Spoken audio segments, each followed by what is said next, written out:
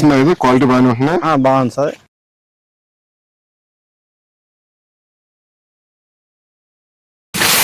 ఇద్దరు పిల్లలు మీకు? అవును సార్. అమ్మాయి అబ్బాయి అండి. అమ్మాయి 10th క్లాస్ అండి. అమ్మాయి పెద్దదా? అమ్మాయి పెద్ద అండి. అబ్బాయి చిన్నోడండి. వాడి క్లాసు? 9th class sir. అబ్బాయి చిన్నోడు అంటే ఒక సంవత్సరం తేడా సార్.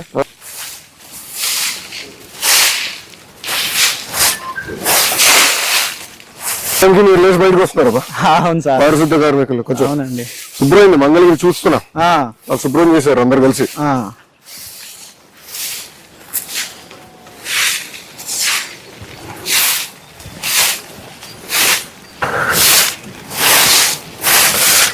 ప్రజలు కూడా బాధ్యత పెడదామా?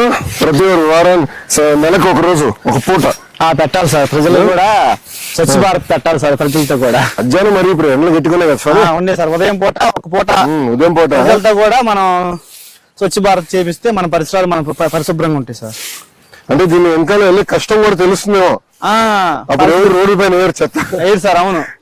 పారిశుద్ధ కార్మికుడు ఇంత కష్టపడుతున్నారు. పారిశుద్ధ కార్మికులు ఎదుర్కొన్న కష్టాలు ఏంటని తెలుసుకుని రోడ్డు మీద ట్రైన్లు ఎవరు వేయరు సార్. అసలుకి ట్రైన్ లో చెత్త వేస్తే తీసినాక ఎంత కష్టం అర్థమవుతుంది కదా మనకి. అవును సార్.